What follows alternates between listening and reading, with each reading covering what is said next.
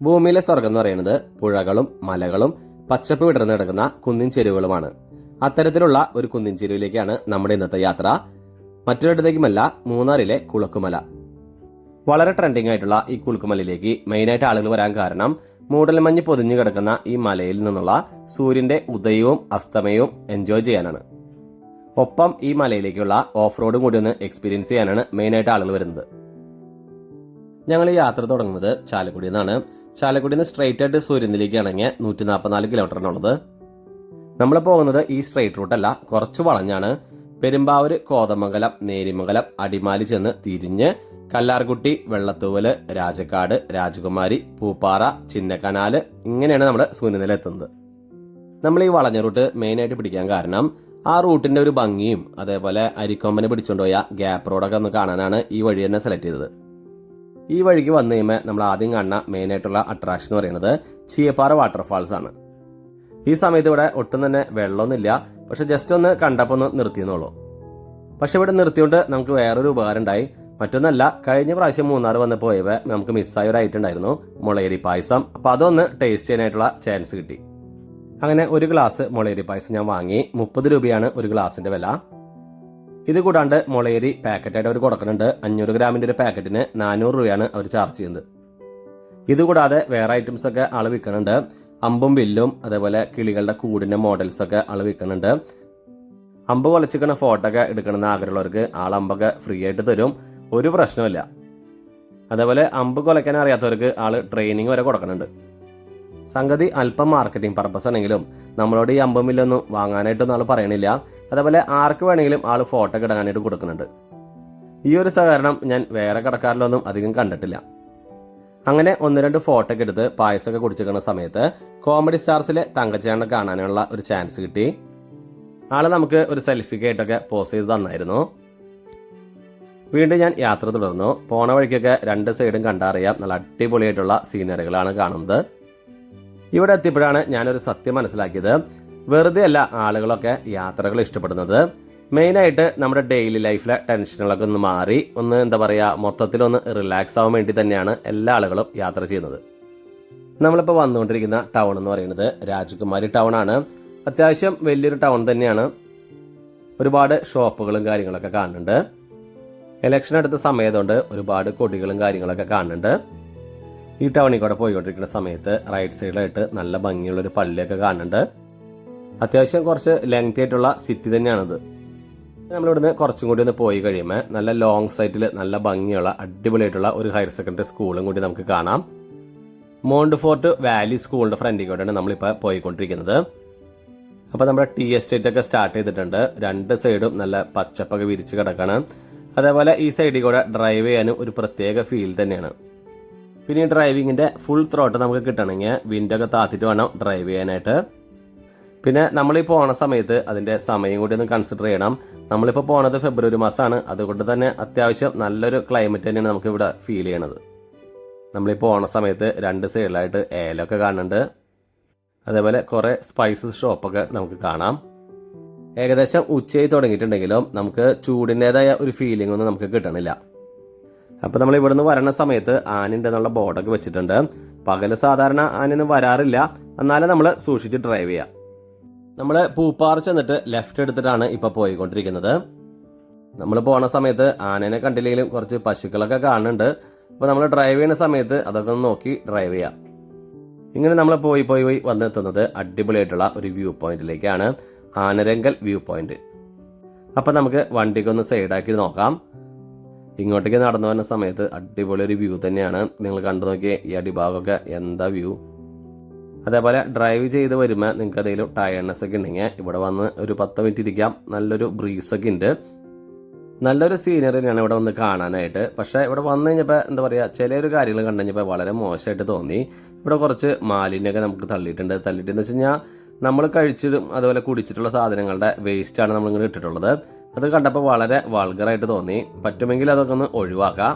ഇവിടെ നിങ്ങൾക്ക് ഇളനീരും അത്യാവശ്യം സോഫ്റ്റ് ഡ്രിങ്ക്സ് അതുപോലെ ചെറിയ സ്നാക്സ് ഒക്കെ അവൈലബിൾ ആണ്. ആവശ്യമുള്ളവർക്കൊക്കെ ട്രൈ ചെയ്യാം.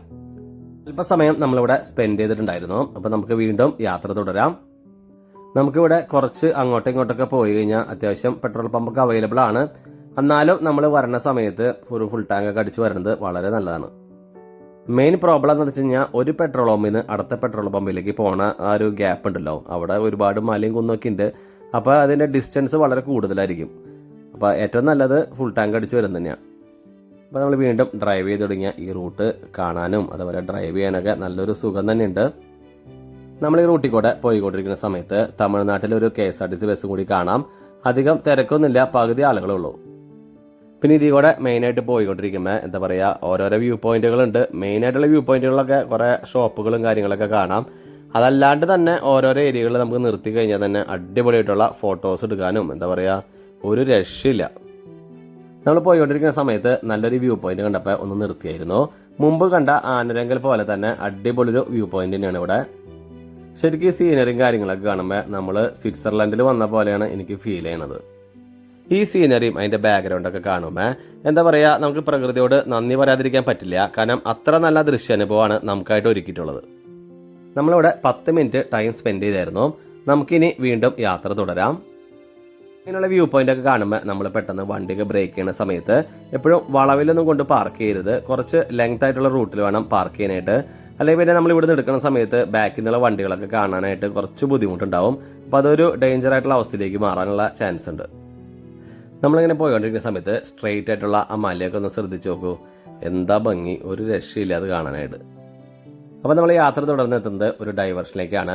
നമുക്ക് സ്ട്രെയിറ്റ് പോയി കഴിഞ്ഞാൽ മൂന്നാറേക്കും ദേവികുളത്തേക്കും പോവാം. അതേപോലെ റൈറ്റ് എടുത്ത് പോയി കഴിഞ്ഞാൽ സൂര്യനെല്ലി അതുപോലെ കുളുക്കമലൊക്കെ പോകാനായിട്ട് നമുക്ക് റൈറ്റ് തന്നെ പോകണം. ഇപ്പം നമ്മൾ സ്ട്രെയിറ്റ് ആണ് പോണത്. ഇപ്പം നമ്മൾ റൈറ്റ് എടുക്കണില്ല. കാരണം നമുക്ക് 2 വ്യൂ പോയിന്റുകൾ കവർ ചെയ്യാനുണ്ട്. ഒന്ന് കള്ളൻ്റെ ഗുഹയും രണ്ടാമത്തെ അരിക്കൊമ്പനെ പിടിച്ചുകൊണ്ട് പോയ ഗ്യാപ്പ് റോഡും. ഇവിടെ നിന്ന് കുറച്ചങ്ങനെ പോയി കഴിയുമ്പോൾ നടുപാറ എന്നുള്ളൊരു ബോർഡ് വെച്ചിട്ടുണ്ട്. അത് കഴിഞ്ഞിട്ട് അല്പം കൂടി പോയി കഴിഞ്ഞാൽ നമ്മുടെ ഫസ്റ്റ് പോയിന്റ് വരും. ഈ പോയിന്റിൽ വന്നിട്ട് നമ്മൾ താഴേക്ക് നോക്കുമ്പോഴാണ് ഗ്യാപ്പ് റോഡ് എന്ന് പറയുന്നത്. ഇവിടെയാണ് അരിക്കൊമ്പനെ പിടിച്ചുകൊണ്ട് പോയ സ്ഥലം എന്നാണ് ഇവിടെ അടുത്തുള്ള ആളുകളൊക്കെ പറയുന്നത്. ഇവിടുന്ന് താഴത്തേക്ക് നോക്കുമ്പോൾ നല്ലൊരു വ്യൂ തന്നെയാണ്, നിങ്ങൾക്ക് കണ്ടാൽ തന്നെ അറിയാം. ഇത്രയൊക്കെ ഉള്ളു ഇവിടെ കാണാനായിട്ട്. പിന്നെ കൂടുതൽ കാണുന്നുണ്ടെങ്കിൽ താഴത്തേക്ക് പോകണം. ഇനി നമുക്ക് അടുത്ത സ്പോട്ടിലേക്ക് പോവാം. അടുത്ത സ്പോട്ടായ കള്ളൻ്റെ ഗുഹ എന്ന് പറയുന്നത് അധികം ദൂരമൊന്നും പോകണ്ട, വളരെ കുറച്ച് ദൂരമുള്ളൂ. അതേപോലെ അത് മിസ്സാവാനായിട്ടുള്ള ചാൻസ് ഉണ്ട്. കാരണം അതൊരു വളവിലാണ്. ആരും തന്നെ പെട്ടെന്ന് തന്നെ ശ്രദ്ധിക്കാനായിട്ട് അവിടെ പ്രത്യേകിച്ച് ലാൻഡ്മാർക്കൊന്നും അവിടെ അവൈലബിൾ അല്ല. നമ്മൾ ഈ മുമ്പോട്ട് കാണുന്ന വൈറ്റ് പെയിന്റ് അടിച്ച ഒരു സെറ്റപ്പ് ഉണ്ടല്ലോ, ഇതാണ് കള്ളൻ്റെ ഗുഹ എന്ന് പറയുന്നത്.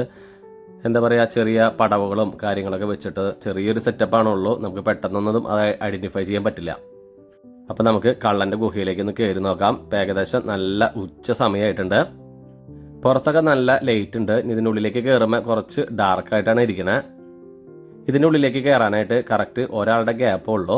അതേപോലെ ഇതിൽ 3 അറകളുണ്ടെന്നാണ് ഇവിടെ പറഞ്ഞത്. നമ്മൾ ഇതിൻ്റെ ഉള്ളിലേക്ക് കയറുമ്പോൾ ജസ്റ്റ് ഒരു മെയിൻ ആയിട്ടുള്ള ഒരു അറയാണ് കാണുന്നത്. പിന്നെ ഇടത്തോട്ട് വലിയ കാര്യമായിട്ടുള്ള വേയൊന്നും കാണില്ല. റൈറ്റ് സൈഡിലേക്ക് ഒരു വഴി പോകുന്നുണ്ട്. പക്ഷേ ഈ പറഞ്ഞ പോലെ കുറച്ച് ഇടുങ്ങിയതുമാണ്, വളരെ ഡാർക്കായിട്ടുള്ളതാണ്. സംഗതി ഇത് ഉച്ച സമയമാണെങ്കിലും ഇതിൻ്റെ ഉള്ളിൽ കയറി കഴിഞ്ഞാൽ ഭയങ്കര സൈലൻ്റ് ആണ്. അതേപോലെ ഒരു പ്രത്യേക ഒരു ഫീൽ ഉണ്ട്. എന്താ പറയുക, ഒരു പേടിപ്പെടുത്തുന്ന ഒരു ഫീല് നമുക്ക് ഇവിടെ വന്ന് കിട്ടുന്നുണ്ട്. മുമ്പ് ഞാൻ പറഞ്ഞ പോലെ റൈറ്റ് സൈഡിലേക്ക് ഒരു ഗ്യാപ്പ് ഉണ്ട്. ആ ഗ്യാപ്പിൻ്റെ ഉള്ളിൽ കൂടെ പോയി കഴിഞ്ഞാൽ ചിലപ്പോൾ ഈ പറഞ്ഞ 2 അറകൾ നമുക്ക് കാണാൻ പറ്റിയിരിക്കും. നമ്മൾ അത്ര അങ്ങോട്ട് റിസ്ക് ഒന്നും എടുത്തില്ല. അപ്പോൾ ഇത്രയേ ഉള്ളൂ നമ്മുടെ കള്ളൻ്റെ ഗുഹ എന്ന് പറയുന്നത്.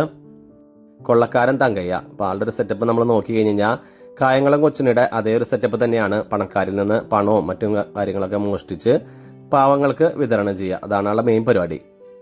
അപ്പോൾ ആ സമയത്ത് കളവ് കഴിഞ്ഞതിന് ശേഷമൊക്കെ ആൾ വന്ന് ഒളിച്ചിരിക്കുന്നതൊക്കെ ഈ ഒരു ഗുഹയിലാണെന്നാണ് ഇവർ വിശ്വസിക്കുന്നത്. ഏകദേശം 100 വർഷം മുമ്പാണ് ആൾ ജീവിച്ചിരുന്നതാണ് ഇവരെല്ലാവരും പറയുന്നത്. ഇതിൻ്റെ പുറം ഭാഗത്തൊക്കെ വന്നു കഴിഞ്ഞാൽ അത്യാവശ്യം വലിയൊരു മലയൊക്കെ കാണുന്നുണ്ട്. എനിക്ക് തോന്നുന്നത് ഇതിൻ്റെ ഉള്ളിലേക്ക് മുമ്പ് പറഞ്ഞ പോലെ 3 അറാന്ന് പറഞ്ഞല്ലോ, അതിൽ 2 അറയും ഈ മലയുടെ റൈറ്റ് സൈഡിലേക്ക് ഉള്ളിലേക്ക് പോകുമ്പോഴാണ് എനിക്ക് തോന്നുന്നത്. പിന്നെ ഇതൊരു കള്ളൻ്റെ ഗുഹയായിട്ട് അറിയപ്പെടുന്നതുകൊണ്ട് തന്നെ ഗവൺമെൻറ് വേണ്ടത്ര രീതിയിലൊന്നും സംരക്ഷണം കാര്യങ്ങളൊന്നും കൊടുത്തിട്ടില്ല. അതുകൊണ്ട് തന്നെ ഒരു ബോർഡോ കാര്യങ്ങളോ ഒന്നും തന്നെ ഇവിടെ വെച്ചിട്ടില്ല. അതുകൊണ്ട് തന്നെയാണ് ഞാൻ പറഞ്ഞ ഈ സ്പോട്ടിലേക്ക് നമ്മൾ വരുമ്പോൾ നോക്കി കണ്ട് വന്നില്ലെങ്കിൽ നമുക്ക് ഈ സ്പോട്ട് മിസ്സാവുന്നുള്ളത്. ഇതൊരു വളവിലായതുകൊണ്ട് തന്നെയാണ് നമുക്കിത് മിസ്സാവാനായിട്ടുള്ള കൂടുതൽ ചാൻസ് ഉള്ളത്. അപ്പം ഇനി നമ്മൾ ഈ 2 റൂട്ടും കവർ ചെയ്ത് കഴിഞ്ഞു. ഇനി നമ്മൾ സൂര്യനെല്ലിക്ക് പോകാൻ തന്നെ തിരിച്ചു വരാണ്. അപ്പം നമ്മൾ മുമ്പ് പറഞ്ഞിരുന്ന സെയിം സ്പോട്ടിൽ എത്തിയിട്ടുണ്ട്. നമുക്കിനി സൂര്യനെല്ലിലേക്കുള്ള ഡയറക്ഷൻ എടുക്കാം. ഇവിടെ നിന്ന് സൂര്യനെല്ലിലേക്ക് ഏകദേശം 16 കിലോമീറ്ററാണ് ഇവിടെ നിന്ന് കാണിക്കണേ. നമുക്കൊന്ന് പോയി നോക്കാം. ഈ വഴി മറ്റേ വഴിനെ അപേക്ഷിച്ച് വളരെയധികം വീതി കുറവാണ്. ഒരു 2 വണ്ടിക്ക് വന്നു കഴിഞ്ഞാൽ കഷ്ടിമുഷ്ടിയാണ് കടന്നു പോവുള്ളൂ. ഈ റൂട്ടും നമ്മൾ മുമ്പ് പറഞ്ഞ പോലെ തന്നെ നല്ല ഭംഗിയുള്ളൊരു റൂട്ട് തന്നെയാണ്. കണ്ടറിയാം നിങ്ങൾക്ക്. റൈറ്റ് സൈഡും ലെഫ്റ്റ് സൈഡൊക്കെ ആയിട്ട് നല്ല അടിപൊളി സീൻ തന്നെയാണ്. പിന്നെ നമ്മൾ ഈ പോണ ഈ വഴി കുറച്ച് മോശമാണ്. കാരണം ആകെ പൊട്ടി പൊളിഞ്ഞൊക്കെ കിടക്കുന്നുണ്ട്. പിന്നെ നിങ്ങൾക്ക് കണ്ടറിയാം ചില സൈഡുകളിലൊക്കെ മണ്ണ് ഇടിഞ്ഞിട്ടാണെന്ന് അറിയില്ല, മണ്ണാണ് റോട്ടിൽ കാണുന്നത്. പിന്നെ ഇവിടെ ഹൈ റേഞ്ച് ആയതുകൊണ്ട് കൂടുതലും ജീപ്പാണ് ഓടാറുള്ളത്. അത് കൂടുതലും എന്താ പറയുക, നമ്മൾ വിചാരിക്കുന്ന പോലെ ചെറിയ സ്പീഡിലൊന്നല്ല, നല്ല സ്പീഡിലാണ് പോണത്. അപ്പോൾ എല്ലാ വളവുകളും മാക്സിമം ഹോൺ അടിച്ചൊക്കെ ഒന്ന് പോകാൻ നോക്കാം. അപ്പോൾ നമുക്ക് ഒരു അപകടം ഒഴിവാക്കാനായിട്ട് പറ്റും. ഇവിടെ ഈ റോഡിൽ ഒട്ടും തന്നെ ടാറൊന്നും കാണുന്നില്ല, വളരെ കുണ്ടും കുഴി തന്നെയാണ്. അപ്പോൾ നമുക്ക് വളരെ പതുക്കെയാണ് ഈ വഴി പോകാൻ പറ്റുള്ളൂ. അങ്ങനെ നമ്മൾ ഏകദേശം ഒരു 16 കിലോമീറ്റർ തന്നെ കടന്നു കഴിഞ്ഞപ്പോൾ സൂര്യനെല്ലി എത്തി. സൂര്യനെല്ലി ജംഗ്ഷനാണ് നിങ്ങൾ ഈ കണ്ടുകൊണ്ടിരിക്കുന്നത്. ഈ ഏരിയയിലേക്ക് വരുമ്പോൾ ഒരുപാട് ജീപ്പുകളൊക്കെ കാണുന്നുണ്ട്. ഞാൻ മുമ്പ് പറഞ്ഞ പോലെ ജീപ്പാണ് ഇവിടെ കൂടുതൽ ഉപയോഗിക്കുന്നത്. അതേപോലെ സൂര്യനെല്ലി എത്തുന്നതിന് തൊട്ട് മുമ്പും അതുപോലെ സൂര്യനെല്ലി എത്തിയതിന് ശേഷമൊക്കെ ഒരുപാട് ഹോം സ്റ്റേ ഒക്കെ അവൈലബിൾ ആണ്. ഞങ്ങളിവിടെ ഒരു കപ്പിൾസ് റൂം എടുത്തായിരുന്നു. ഏകദേശം 1000 രൂപയാണ് ഒരു ദിവസത്തേക്ക് അവർ ചാർജ് ചെയ്യണത്. റൂമിൻ്റെ റെൻ്റൊക്കെ നമ്മൾ പേ ചെയ്ത് കഴിഞ്ഞാൽ കുറച്ചൊക്കെ അവർ അഡ്ജസ്റ്റ് ചെയ്ത് തരും. അതേപോലെ പല ഹോട്ടലുകൾക്കും പല പ്രൈസാണ്, അതുപോലെ പല സ്കീമുകളാണ്. അപ്പോൾ നിങ്ങൾ ബാർഗെയിൻ ചെയ്ത് കഴിഞ്ഞാൽ നിങ്ങൾക്ക് എന്താ പറയുക, കുറച്ചൊക്കെ പൈസ ഇനത്തിൽ നിങ്ങൾക്ക് കുറച്ചൊക്കെ ലാഭിക്കാം. നമ്മുടെ റൂം പുറത്തുനിന്ന് കണ്ടു കഴിഞ്ഞപ്പോൾ ഇത്രയ്ക്ക് എന്താ പറയുക വലിയൊരു സെറ്റപ്പ് ഉണ്ടെന്ന് വിചാരിച്ചില്ല. താഴെ വന്ന് ആൾ കാണിച്ചു കഴിഞ്ഞപ്പോഴാണ് ഒരുപാട് റൂമും കാര്യങ്ങളൊക്കെ ഉണ്ട്. അതുപോലെ അടിക്കൊക്കെ ഒരുപാട് റൂമുകൾ അവൈലബിൾ ആണ്. അപ്പോൾ നമ്മുടെ റൂമിൻ്റെ ഉള്ളിലൊക്കെ ഒന്ന് കാണാം. ഒരു ചെറിയൊരു സിംഗിൾ റൂമാണ്. റൂമിൻ്റെ ഉള്ളിൽ എന്താ പറയുക 2 ഫാനും അതേപോലെ ഒരു വലിയൊരു ഫാമിലി കോട്ട് ബെഡ് ഉണ്ട്, TV ഉണ്ട്, ബെഡ് സൈഡ് ടേബിൾ ഉണ്ട്, അതേപോലെ ഒരു ഡൈനിങ് ടേബിൾ പോലെ ചെറിയൊരു ടേബിളും 2 ചെയറും ഉണ്ട്. പിന്നെ ഡ്രസ്സ് ഇടാനായിട്ട് ഒരു സ്റ്റാൻഡൊക്കെ വെച്ചിട്ടുണ്ട്. നല്ലൊരു മിറർ കാര്യങ്ങളൊക്കെ ഉണ്ട്. അത്യാവശ്യം നല്ലൊരു ചെറിയൊരു ബാൽക്കണിയും കൂടി ഉണ്ട്. നമുക്ക് വാഷ്റൂമൊക്കെ നോക്കി നോക്കാം. വാഷ്റൂമിനുള്ളിൽ കുഴപ്പമൊന്നുമില്ല, അത്യാവശ്യം നീറ്റ് ആൻഡ് ക്ലീൻ ആണ്. 24 hours നമുക്ക് ചൂടുവെള്ളമൊക്കെ കിട്ടുമെന്നൊക്കെ പറയണേ. നമ്മൾ ആ ഹീറ്റർ ഒന്ന് ജസ്റ്റ് ഒന്ന് ഓൺ ചെയ്തിട്ടാൽ മതി. നമുക്ക് ബാൽക്കണിയുടെ ഭാഗത്തേക്ക് ഒന്ന് പോയി നോക്കാം. അത്യാവശ്യം വലിപ്പമുള്ളൊരു ബാൽക്കണി തന്നെയാണ്. 1, 2, 3 ആൾക്കൊക്കെ സുഖമായിട്ട് ഇവിടെ ഇരിക്കാം. അതേപോലെ ഒരു ചില്ലായിട്ടുള്ള ബീറൊക്കെ വൈകുന്നേരമൊക്കെ അടിച്ച് ഇരിക്കാനായിട്ട് നല്ല രസമുള്ള ഒരു സ്ഥലം തന്നെയാണ്. നല്ല കാറ്റും വെളിച്ചൊക്കെ ഉണ്ട്. അതേപോലെ വേറൊരു കാര്യം ശ്രദ്ധിക്കണം, മറ്റൊന്നല്ല, ഇവിടെ കുരങ്ങന്മാരുടെ ഒരുപാട് ശല്യമൊക്കെ ഉണ്ട്. അപ്പോൾ നിങ്ങളുടെ വാല്യുബിൾ ആയിട്ടുള്ള സാധനങ്ങൾ, കാര്യങ്ങൾ, ഡ്രസ്സ് ഇതൊക്കെ പുറത്ത് കൊണ്ടിടുന്നത് കുറച്ച് റിസ്ക് ആണ്. കുട്ടികളൊക്കെ വന്ന് എടുത്തിട്ട് പോകാനുള്ള ചാൻസ് ഒക്കെ ഉണ്ട്. നിങ്ങൾ മുമ്പ് ഞാൻ വീഡിയോ ഇട്ടപ്പോൾ എനിക്ക് തോന്നുന്നത് 1-2 കുരങ്ങനൊക്കെ നിങ്ങൾ അതിൽ കണ്ടിട്ടുണ്ടാവും. ഇപ്പം സമയം വെളുപ്പിന് 4:15 നമ്മൾ 4:30 കുളുക്കുമലയിലേക്കുള്ള ട്രിപ്പ് സ്റ്റാർട്ട് ചെയ്യാൻ പോണത്. അപ്പോൾ നമുക്ക് പോകാനുള്ള ജീപ്പൊക്കെ വന്നിട്ടുണ്ട്. നമുക്ക് ഈ ജീപ്പൊക്കെ റെഡിയാക്കി തന്നത് ഈ റൂം തന്ന ഈ ചേട്ടൻ തന്നെയാണ്. നമ്മൾ ഈ റൂം എടുക്കുന്നതിന് മുമ്പ് ഈ ജീപ്പുകാരുടെ അടുത്ത് അപ്രോച്ച് ചെയ്തായിരുന്നു. അപ്പോൾ അവർ പെർ ഹെഡ് 750 തരണം എന്നാണ് പറഞ്ഞത്. വീക്കെൻഡ് ആയതുകൊണ്ട് റേറ്റ് കൂടുതലാണെന്ന്. അങ്ങനെ നമ്മൾ ആ സമയത്ത് ബുക്ക് ചെയ്തില്ല, നമ്മൾ ജസ്റ്റ് ഇങ്ങോട്ട് പോന്നു. അതിനുശേഷം ഈ റൂം റെഡിയാക്കി തന്ന ആൾ തന്നെയാണ് നമുക്ക് ഇവരെ ബുക്ക് ചെയ്ത് തന്നത്. നമ്മൾ തലേ ദിവസം തന്നെ ഇവരെ ബുക്ക് ചെയ്ത് അഡ്വാൻസ് ഒക്കെ കൊടുക്കണം, എന്നാലാണ് പിറ്റേ ദിവസം അവർ ഓക്കെ പറയുള്ളൂ. അപ്പോൾ നമ്മൾ എന്താ പറയുക, നേരിട്ട് പോയിട്ട് ബുക്ക് ചെയ്യണേലും എനിക്ക് ബെറ്റർ ആയിട്ട് തോന്നിയത്, നിങ്ങൾ ഏതെങ്കിലും റൂമൊക്കെ എടുക്കുമല്ലോ, ആ റൂമിലെ കെയർ ടേക്കറുടെ കെയർ ഓഫിൽ എടുത്തു കഴിഞ്ഞാൽ നിങ്ങൾക്ക് അത്യാവശ്യം ഡിസ്കൗണ്ടൊക്കെ കിട്ടും.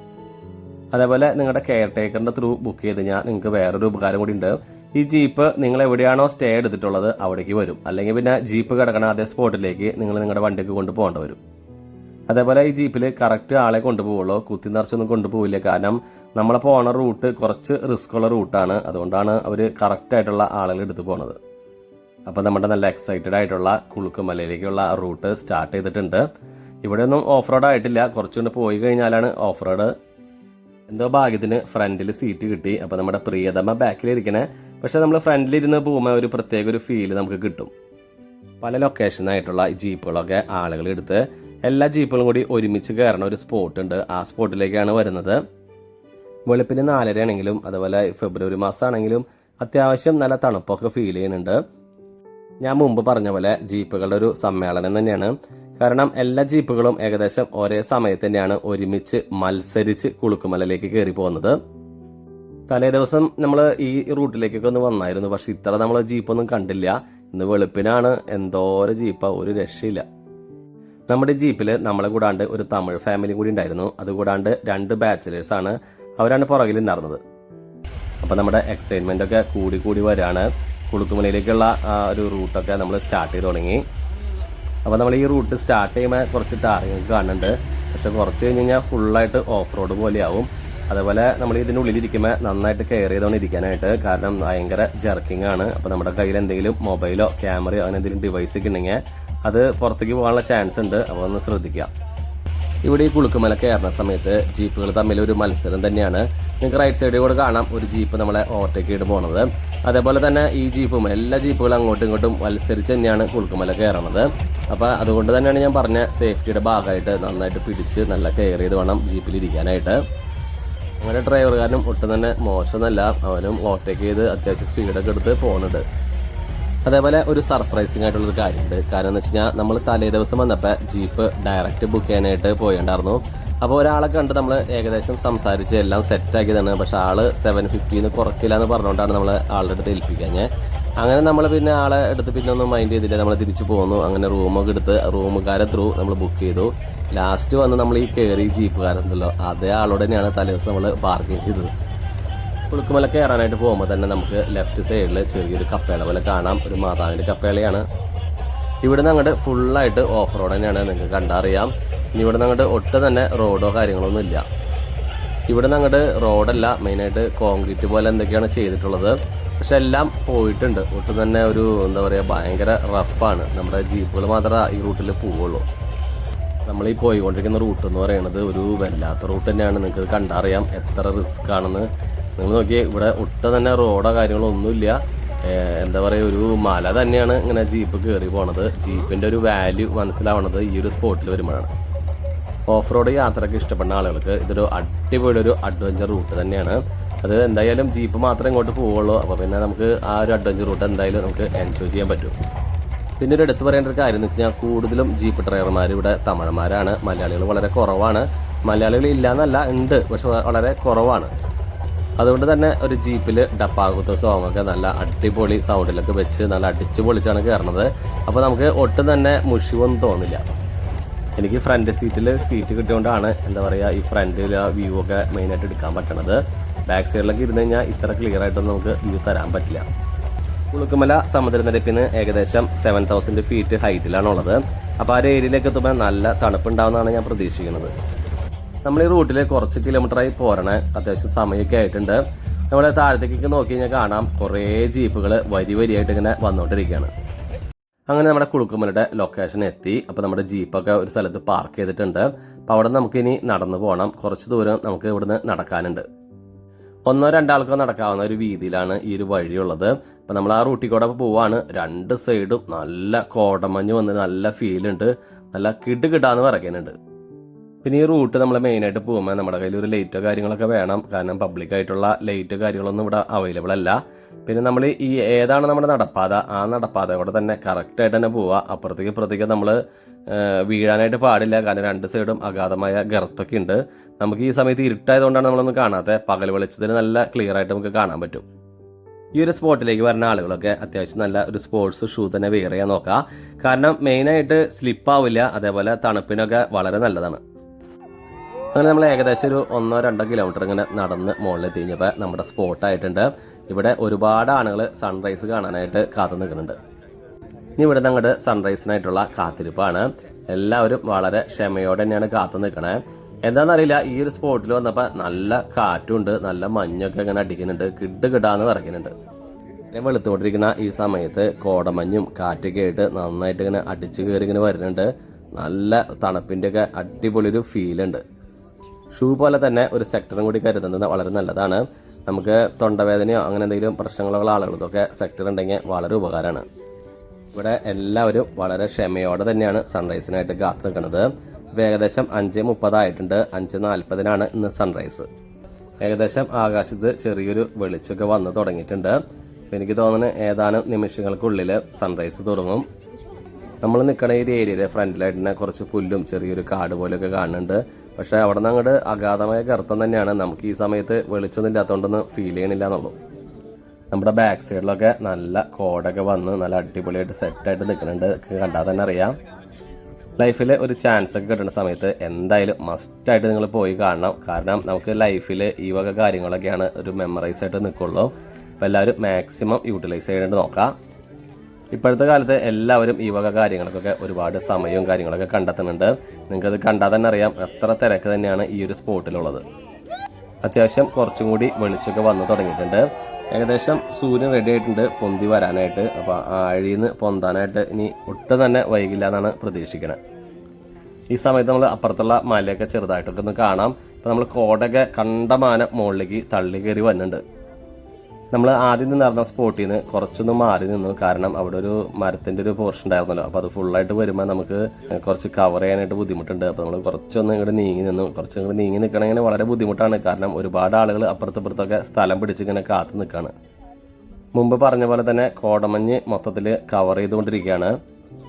അതുകൊണ്ട് തന്നെ വിസിബിലിറ്റി ഒക്കെ തീരെ ഇങ്ങനെ കുറയുന്നുണ്ട് ചില സമയങ്ങളിൽ. അപ്പോൾ നമ്മുടെ സൂര്യനൊക്കെ ഇങ്ങനെ ഉദിച്ചു തുടങ്ങിയിട്ടുണ്ട് ചെറുതായിട്ട്. നമ്മുടെ ആളുകളൊക്കെ കൂവണ ഒരു സൗണ്ടൊക്കെ കേട്ടാൽ അറിയാം. എല്ലാവർക്കും ആ ഒരു ഫീലൊക്കെ ഇങ്ങനെ കിട്ടുന്നുണ്ട്. നമ്മൾ നേരെ നോക്കി കഴിഞ്ഞാൽ എന്താ പറയുക, കടലിൽ വെള്ളം കിടക്കണ പോലെ തന്നെ നമുക്ക് ഫീൽ ചെയ്യണേ. ഇതിൻ്റെ ഇടയ്ക്കുള്ള പോർഷൻ നമുക്ക് കാണില്ല. കാരണം അത്രയ്ക്ക് കോട വന്ന് കവർ ചെയ്തേക്കാണ്. അപ്പോൾ നമ്മൾ വളരെയധികം നേരം കാത്തു നിന്ന എക്സൈറ്റഡ് ആയിട്ടുള്ള സൺറൈസ് വന്നു തുടങ്ങി. ഇപ്പോൾ നമ്മുടെ സൂര്യനൊക്കെ വളരെ ചെറിയൊരു സ്പോട്ടായിട്ടാണ് കാണുന്നത്. ആ റെഡിഷ് ആയിട്ട് കിടക്കണ കണ്ടുകഴിഞ്ഞാൽ നമുക്കറിയാം. ഒറ്റയ്ക്ക് വന്നു കഴിഞ്ഞാൽ നമുക്ക് ഈ ഫീലൊന്നും കിട്ടില്ല. കാരണം ഇവിടെ എല്ലാവരും ഉള്ളതുകൊണ്ടാണ് നമുക്ക് ഈ ഒരു ഫീലൊക്കെ നന്നായിട്ട് എൻജോയ് ചെയ്യാൻ പറ്റണത്. ഇനി ഇവിടെ പ്രത്യേകിച്ചൊന്നും പറയാനില്ല, നിങ്ങളത് മെയിനായിട്ട് ഫീൽ ചെയ്യുക. ഇപ്പോൾ നമ്മുടെ ഓപ്പോസിറ്റുള്ള മലയൊക്കെ അത്യാവശ്യം നന്നായിട്ട് തെളിഞ്ഞൊക്കെ വരുന്നുണ്ട്. ഇപ്പോൾ നന്നായിട്ട് ലൈറ്റ്സും കാര്യങ്ങളൊക്കെ വന്നിട്ടുണ്ട്. നല്ല വിസിബിലിറ്റി ആയിട്ട് വന്നിട്ടുണ്ട്.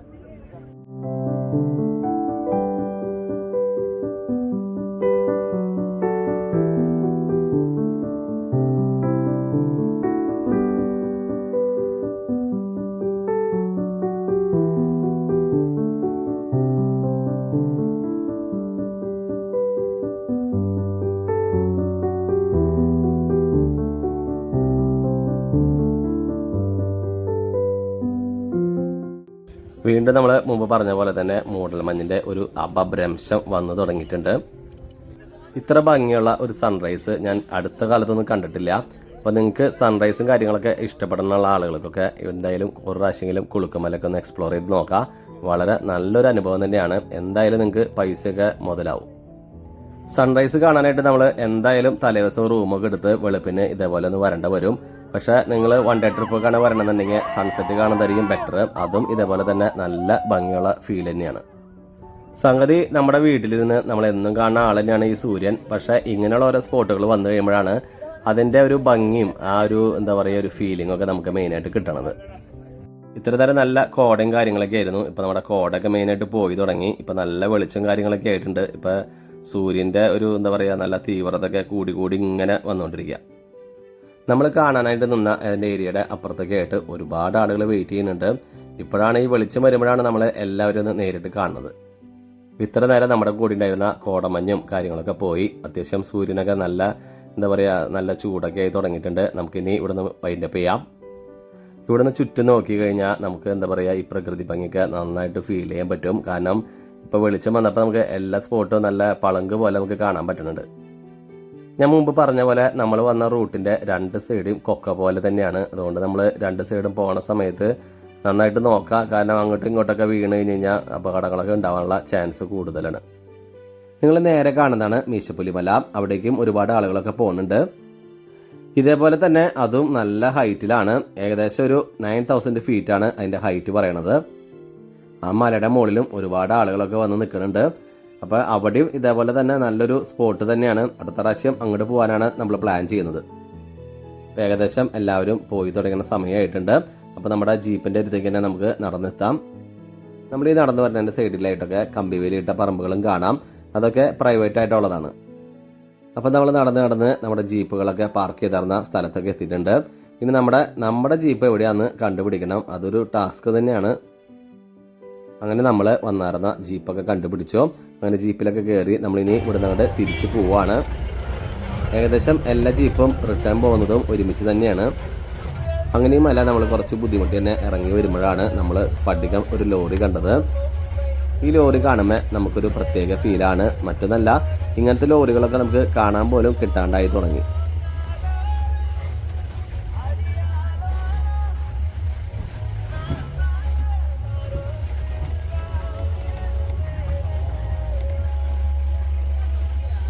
നിങ്ങൾക്ക് ഈ സെൽഫി വീഡിയോ കണ്ടു കഴിഞ്ഞാൽ അറിയാം, അത് ജീപ്പ് നന്നായിട്ട് ഷെയ്ക്ക് തന്നെയാണ് താഴത്തേക്ക് ഇറങ്ങിക്കൊണ്ടിരിക്കുന്നത്. ഇതേ ഷേക്ക് തന്നെ നമുക്ക് മുകളിലേക്ക് കയറി വന്നപ്പോഴും കിട്ടിയായിരുന്നു.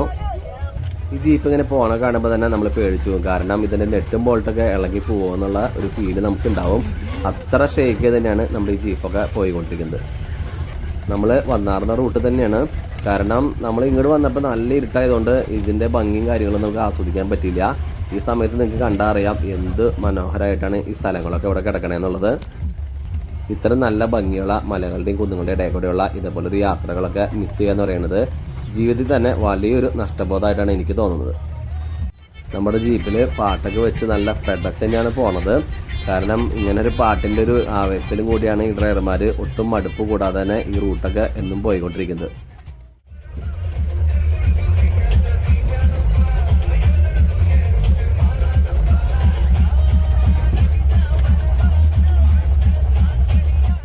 ഈ റൂട്ടും ഈ പച്ചപ്പും ഈ ഒരു ലാൻഡ്സ്കേപ്പിങ് കാര്യങ്ങളൊക്കെ എന്ത് ഭംഗിയാണ്, ഒരു രക്ഷയില്ല. സത്യം പറഞ്ഞു കഴിഞ്ഞാൽ ഇതൊക്കെ മിസ്സാക്കി കഴിഞ്ഞാൽ എൻ്റെ ജീവിതത്തിൽ വളരെ വലിയൊരു നഷ്ടം തന്നെയായിട്ടാണ് എനിക്ക് തോന്നുന്നത്.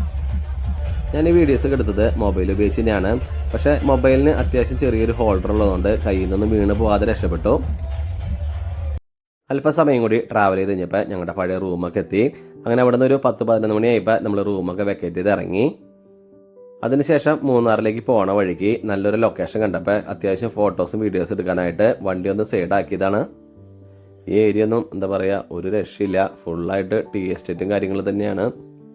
അങ്ങനെ നമ്മൾ മൂന്നാറിലേക്ക് പോണ വഴിക്ക് നമ്മുടെ കാറിന് കുറുകെ കൈ കാണിച്ച ഒരു ജർമ്മൻ കപ്പിൾസിന് നമ്മളൊരു ലിഫ്റ്റ് കൊടുത്തായിരുന്നു.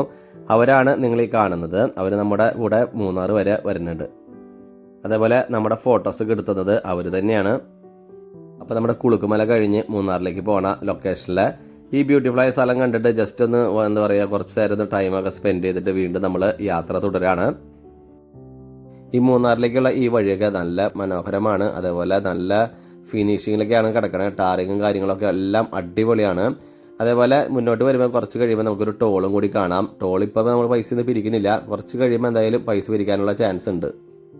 പക്ഷേ ഈ റോഡിന് ടോൾ കൊടുത്ത് പോകാനായിട്ട് നമുക്ക് ഒട്ടും തന്നെ വിഷമം തോന്നില്ല. കാരണം അത്ര അടിപൊളിയാണ് ഈ റോഡൊക്കെ. പക്ഷെ ബുദ്ധിമുട്ടുള്ള ചില റോഡുകളുണ്ടല്ലോ, എന്താ പറയുക, ആകെ മോശമായി കിടക്കുന്ന റോഡിനും നമ്മൾ ഇതേപോലെ ടോളൊക്കെ കൊടുക്കുന്നുണ്ട്.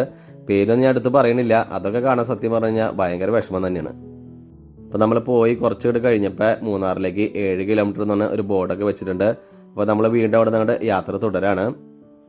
മൂന്നാറിലേക്ക് പോയിക്കൊണ്ടിരിക്കുമ്പോൾ വീണ്ടും നല്ലൊരു ഭംഗിയുള്ള സ്ഥലം കണ്ടപ്പോൾ അവിടെ ഒന്ന് വണ്ടി ഒന്ന് സൈഡാക്കിയായിരുന്നു. ഇവിടെയും നല്ല പച്ചപ്പ് വിരിഞ്ഞു കിടക്കുന്ന അടിപൊളിയായിട്ടുള്ള ഒരു തേയിലത്തോട്ടം തന്നെയാണ്. മുന്നിൽ കാണുന്ന ആ മലയുടെ നടുവിലായിട്ട് കുറച്ച് മരങ്ങളൊക്കെ നിൽക്കുന്നുണ്ട്. അത് മരവും അതിൻ്റെ തണലൊക്കെ കാണുമ്പോൾ എന്താ പറയുക, അത് കണ്ടപ്പോൾ നല്ലൊരു പ്രത്യേക ഒരു ഭംഗിയൊക്കെ എനിക്ക് ഫീൽ ചെയ്തു. സമയം ഏകദേശം ഒരു 12 മണിയൊക്കെ കഴിഞ്ഞിട്ടുണ്ട്. നല്ല വെയിലൊക്കെ എന്താ പറയുക നന്നായിട്ട് കത്തി കയറി ഇങ്ങനെ നിൽക്കുന്നുണ്ട്. അപ്പോൾ നമ്മൾ മൂന്നാറിലേക്കുള്ള യാത്ര അങ്ങനെ തുടർന്നുകൊണ്ടിരിക്കുകയാണ്. അങ്ങനെ നമ്മൾ പയ്യെ പോയി മൂന്നാറെത്തി. നമ്മുടെ കൂടെ ഇത്ര നേരം ഉണ്ടായിരുന്ന ജർമ്മനിക്കാരായ സോഫിയ ഫാബിയെയും നമ്മളവിടെ വിട്ടു. നമ്മളോട് നല്ലൊരു താങ്ക്സ് ഒക്കെ പറഞ്ഞു. അതേപോലെ ചായ കുടിക്കാനായിട്ടൊക്കെ നമ്മളെ ഇൻവൈറ്റ് ചെയ്തു. ഏകദേശം 2 മാസത്തെ ഇന്ത്യൻ ടൂറിനായിട്ടാണ് അവർ വന്നിട്ടുള്ളത്. ഇപ്പോൾ ഇവിടെ മൂന്നാറിലെത്തിയിട്ട് അവർ 3 ദിവസം ആയിട്ടുള്ളൂ. ഇനി എവിടെയെങ്കിലും വെച്ച് കാണാമെന്ന് പറഞ്ഞ് ഒരു ഷേക്കിന് കൊടുത്ത് ഞങ്ങളങ്ങനെ പിരിഞ്ഞു. അതിനുശേഷം മൂന്നാർ ടൗണൊന്ന് ജസ്റ്റ് ഒന്ന് വെറുതെ ഒന്ന് കറങ്ങി. എന്തായാലും ഇവിടെ വന്നതല്ലേ എന്ന് വെച്ചിട്ട് ജസ്റ്റ് ഇങ്ങനെ എന്തെങ്കിലും മാറ്റങ്ങൾ ഉണ്ടോ എന്നൊക്കെ അറിയാനായിട്ട് വെറുതെ ഒന്ന് ഇതിലൊന്ന് കറങ്ങി. അത്രയേ ഉള്ളൂ. ഇതോടുകൂടി ഞങ്ങളുടെ ഈ ട്രിപ്പ് ഇവിടെ അവസാനിക്കുകയാണ്. ഇനി വീണ്ടും നല്ലൊരു വീഡിയോ ആയിട്ട് കാണുന്നവരെ എല്ലാവർക്കും ബൈ.